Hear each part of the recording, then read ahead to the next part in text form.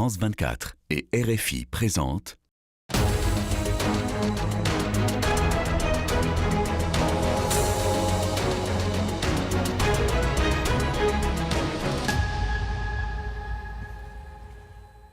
Bonjour à tous, merci de nous rejoindre pour Ici l'Europe sur France 24 et Radio France Internationale.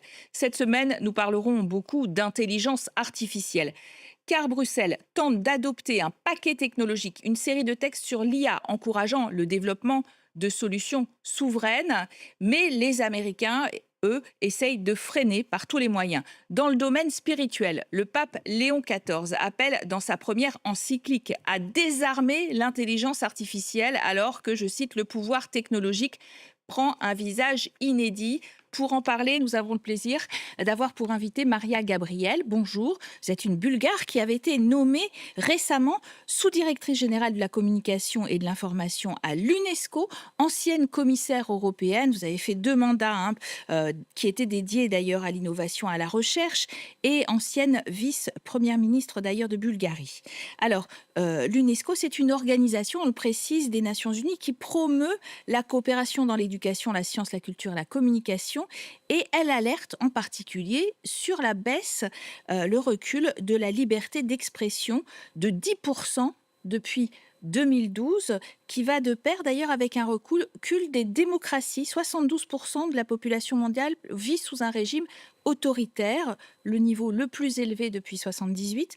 Comment protéger mieux cette liberté d'expression et de la presse aussi? En effet, notre dernier rapport montre des tendances extrêmement alarmantes. 10% de baisse pour la liberté d'expression, ce qui correspond à des moments très sombres de l'histoire que nous avons connus, tels que les guerres mondiales, ou encore 63% des journalistes exercent une forme d'autocensure afin d'éviter encore plus de problèmes ou de représailles.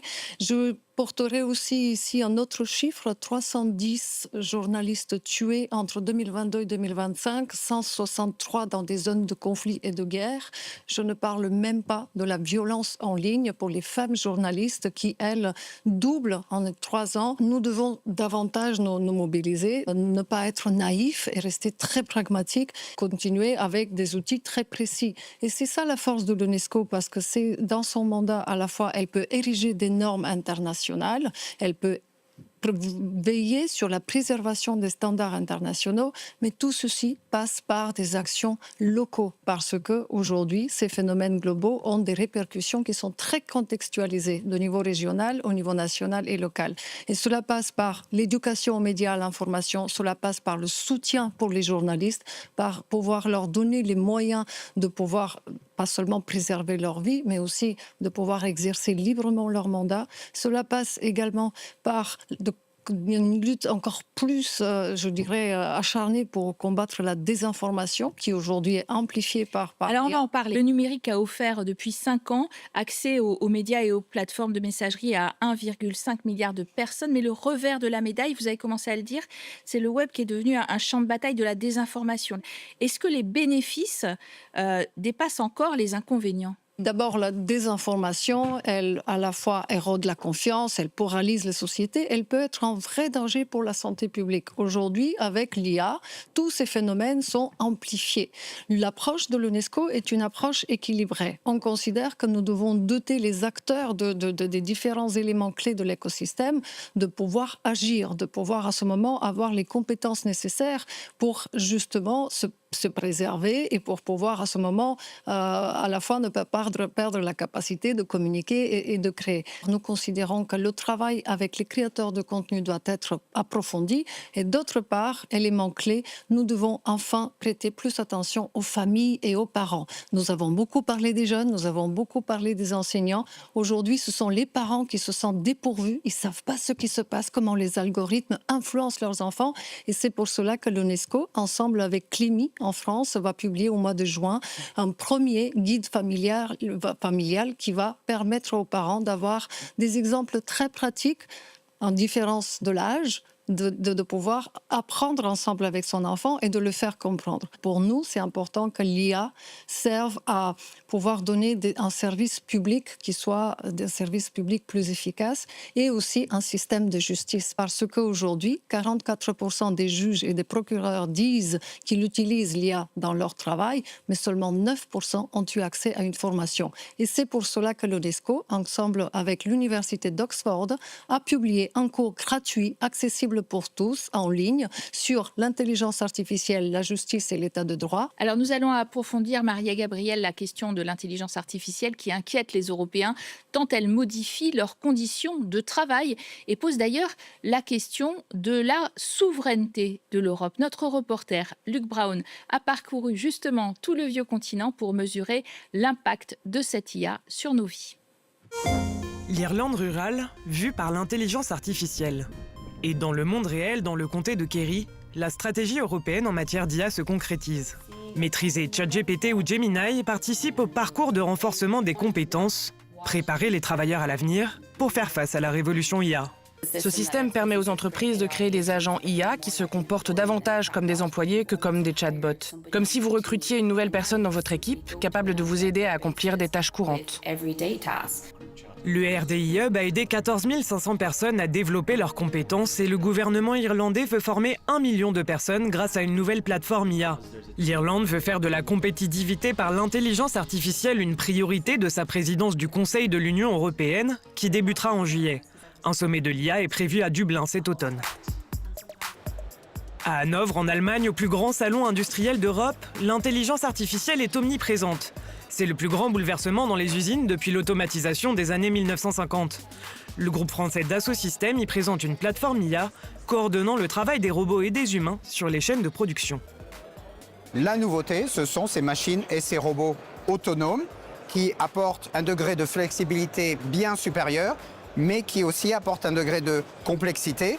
L'humanoïde, nommé Armar 7, utilise l'intelligence artificielle pour accomplir de manière autonome des tâches de la vie quotidienne qui semblent simples, mais qui nécessitent une coordination complexe, comme vider un lave-vaisselle ou plier du linge par exemple. Un projet partiellement financé par l'UE. Notre objectif n'est pas de remplacer les humains. Nous sommes confrontés à l'évolution démographique et à une pénurie de main-d'œuvre. Et je ne vois aucune autre alternative pour relever ces défis sociétaux. Si la compétition industrielle peut stimuler l'innovation, elle exige des financements.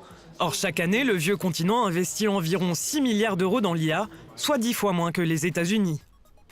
C'est une course, c'est une compétition mondiale. L'Europe a le potentiel et les ressources humaines nécessaires. Elle dispose des cerveaux et du talent. Nous ne sommes pas totalement battus. Nous avons besoin d'investissements et d'un engagement important de la part des gouvernements et des industries européennes pour pouvoir rattraper notre retard.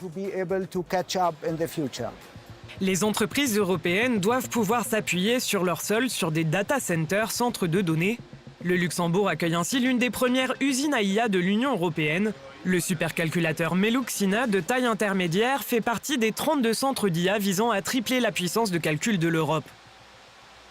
La volonté européenne est clairement d'arriver à avoir une souveraineté européenne dans les domaines numériques pour construire une Europe du futur qui joue à jeu égal avec ces grands autres superpuissances au niveau numérique. Aujourd'hui, l'UE abrite 22% des centres de données mondiaux. La Commission a annoncé un plan de 20 milliards d'euros destiné à construire 5 giga-usines pour l'IA. C'est le cœur d'un vaste programme d'investissement public-privé de 200 milliards d'euros. L'élément qui manque encore aujourd'hui en Europe, si on veut vraiment entraîner les modèles fondamentaux, bien sûr, il faut encore davantage de capacités de calcul. Et je pense que les gigafactories nous permettent par après aussi d'entraîner ce type de modèle. La souveraineté numérique suppose aussi de se détourner de la Silicon Valley. En 2025, la ville française de Lyon a décidé de ne plus utiliser Microsoft Office, logiciel américain. Des outils alternatifs ont été mis en place pour les 35 000 employés municipaux. Des solutions d'IA maison et des serveurs achetés 50 000 € l'unité afin d'héberger et protéger ces modèles en interne. Les investissements ne sont pas si colossaux que ça. Ils sont d'autant moins colossaux si on les compare à la valeur de la donnée qu'on stocke. On a des données hyper confidentielles ou hyper structurantes. Il est nécessaire, important, régalien que ça reste chez nous.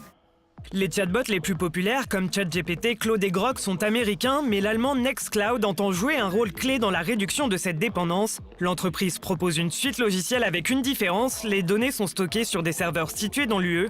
Face à l'imprévisibilité de l'Amérique de Trump, Nextcloud affirme que l'intérêt pour ses produits a triplé l'an dernier. L'entreprise veut investir 250 millions d'euros d'ici 2030 pour développer un écosystème d'intelligence artificielle basé dans l'UE. Il est devenu essentiel d'intégrer une dimension stratégique dans les achats. Il ne s'agit plus seulement d'opter pour le leader du marché, il faut aussi se demander qu'en est-il de notre souveraineté numérique, de nos règles, de notre industrie et de notre avenir. La vraie question est de savoir si l'on veut rester dépendant de technologies étrangères, notamment américaines. L'intelligence artificielle s'invite aussi dans le secteur créatif européen. Thomas Cousinier, musicien professionnel depuis 15 ans, utilise par exemple des outils d'IA pour collaborer avec un rappeur colombien dont la voix a été clonée. Mais si l'IA peut être une alliée, elle peut également être une concurrente. Les prompts, les demandes faites à l'intelligence artificielle représentent déjà près de 40% des titres en ligne sur les plateformes de streaming, soit 60 000 nouvelles chansons par jour. De quoi réduire à néant les revenus des artistes humains. Il y a des gens aujourd'hui qui génèrent des morceaux, des milliers de morceaux, voire des millions de morceaux uniquement en mettant une ligne de prompt. Ça va forcément changer la manière dont les musiciens, les compositeurs et les arrangeurs travaillent. L'an dernier, Deezer a lancé un outil capable de détecter les morceaux générés par IA. La plateforme affirme avoir identifié 13 millions de titres créés de cette manière. L'objectif de l'entreprise est désormais d'empêcher la monétisation des revenus issus de ces écoutes jugées frauduleuses. L'acte du prompt ne devrait pas être rémunéré de la même façon qu'une création humaine qui a pris le temps de créer quelque chose de réellement original. Pour Jean-Michel Jarre, pionnier de la musique électronique, l'enjeu ne se limite pas à l'innovation, mais aussi au respect des humains qui se trouvent derrière la création artistique. Ce qui différencie le chaos de la démocratie, c'est évidemment les règles. Nous, les gens du monde de la création, on a droit à une part. Et donc, il faut qu'on soit considérés une fois pour toutes comme des vrais partenaires autour d'une table. En France, la SACEM protège les droits de 240 000 artistes. En 2023, elle a incité ses membres à un droit de retrait pour que leurs œuvres n'entraînent pas des moteurs d'IA. Elle souhaite aussi une rémunération pour les artistes qui acceptent que leur propriété intellectuelle soit exploitée. Oui, l'IA va prospérer, mais elle doit se faire automatiquement avec une régulation, un encadrement qui respecte le droit d'auteur. C'est les IA qui savent ce qu'elles ont mis dans leur machine et nous dire si oui ou non il y a des œuvres des membres que nous représentons qui ont servi à l'entraînement. Aucun secteur n'échappe au bouleversement provoqué par l'IA. Pour la Confédération européenne des syndicats, Bruxelles doit agir maintenant pour protéger les travailleurs, car les entreprises technologiques ne le feront pas spontanément. L'un des grands atouts de l'Union européenne, c'est justement de garantir un marché intérieur sûr. Cette sécurité repose sur des règles que chacun doit respecter et toutes les entreprises qui opèrent dans l'UE doivent se conformer aux réglementations européennes ainsi qu'aux garanties qu'elles apportent. Au Forum économique de Bruxelles, l'impact de l'IA est au cœur des débats. Pour l'économiste et prix Nobel Philippe Aghion, l'intelligence artificielle va provoquer une forme de destruction créatrice sur le marché du travail. Il faudra peut-être un certain temps avant que la création d'emplois ne prenne le pas sur la suppression d'emplois. Les pays devront donc s'adapter. Cela passe par un bon système éducatif, car c'est à l'école que l'on apprend à apprendre. Et au-delà de l'éducation, il faut aussi un marché du travail efficace, comme au Danemark avec le modèle de flexicurité. L'intelligence artificielle va transformer notre façon de travailler. En Europe comme partout ailleurs, c'est encore un saut dans l'inconnu. Il y a beaucoup trop d'incertitudes quant aux emplois qui devront être créés. La question que nous devrions nous poser n'est pas de savoir comment préparer la prochaine génération à l'avenir, mais comment préparer les gens à s'épanouir dans cet avenir dont nous ne savons en réalité que très peu de choses. Pour 2 Européens sur 3, l'IA a sa place au travail et augmente la productivité, mais 84% veulent l'encadrer pour protéger leur vie privée. Un double défi à relever pour l'Union européenne. Alors, vous venez de voir ce reportage, Maria Gabriel, ancienne commissaire chargée du numérique. Alors, la Commission européenne a repoussé à juin l'annonce de son fameux paquet technologique sous pression américaine. D'ailleurs, une coalition d'entreprises d'open source demande à ce que l'on fixe, certes sur sol européen, finalement les IA, mais aussi qu'on ait recours à des solutions européennes plus systématiquement. C'est une question de souveraineté ? Si la souveraineté est comprise comme la maîtrise des choix, oui, il y a un élément clé que constitue la recommandation sur l'éthique de l'IA qui a été adoptée à l'unanimité par l'UNESCO en 2021. C'est le premier cadre global normatif qui a été adopté. Maintenant, il va falloir continuer la discussion parce que nous allons devoir parler des centres de données et l'énergie qu'ils consomment, d'où l'étude que l'UNESCO a fait l'année dernière en montrant qu'avec des petites modifications, on peut arriver à réduire c'est très polluant, soyons clairs.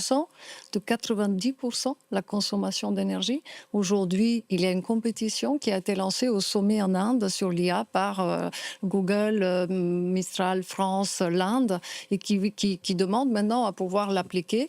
Je pense aussi qu'il faut jamais oublier qu'aujourd'hui, il y a aussi un dialogue global qui a été initié par l'ONU. Il sera lancé officiellement en Genève en juillet. Cela montre encore une fois que nous devons aller dans les détails. Nous n'allons pas seulement parler infrastructure et connectivité, mais nous devons parler aussi gouvernance des données. Les données, avant que ça soit appliqué comme modèle, avant que les centres de données puissent déjà aider à leur opérationnalisation, on doit savoir quels sont les risques, comment protéger les données privées. Tant que nous insistons uniquement sur des compétences techniques, les compétences numériques ne suffisent plus. On doit avoir un esprit critique de comment naviguer dans cet environnement. L'IA éthique, alors l'IA, les questions éthiques liées à l'IA. Par exemple, on voit bien que les grandes IA sont basées à la Silicon Valley, entre les mains donc plutôt des Américains, et puis d'une Amérique qui est souverainiste, avec des réseaux sociaux qui retransmettent des valeurs parfois racistes, masculinistes, qui ne sont pas toujours les valeurs européennes. Est-ce qu'il nous faut une IA éthique, libérale, selon les valeurs européennes? Est-ce qu'on peut changer la donne encore? Si l'on ne veut pas reproduire l'erreur que nous avons faite avec les réseaux sociaux il y a 20 ans, aujourd'hui, avec l'IA, nous devons tous nous unir pour que l'application soit une application qui correspond aux principes éthiques, qui soit inclusive, qui soit fondée sur les droits humains, qui soit aussi durable. N'oublions pas, aujourd'hui, 9 de 10 enfants utilisent l'intelligence artificielle pour avoir une conversation de tous les jours. Et 1 sur 2 donne des informations personnelles. Donc, c'est pour cela cette question que vous soulevez sur la maîtrise des données, des centres de données, pour savoir comment elles sont utilisées et comment ils influencent le développement des algorithmes qui doivent correspondre à des normes éthiques telles que le respect des droits humains, tels que l'inclusivité, la non-discrimination, la responsabilité, la transparence, ce sont des questions qui, aujourd'hui, deviennent plus que urgentes. Merci Maria Gabriel d'avoir été notre invitée aujourd'hui. Merci à vous de nous avoir suivis sur France 24 et Radio France Internationale. Restez en notre compagnie, l'actualité continue.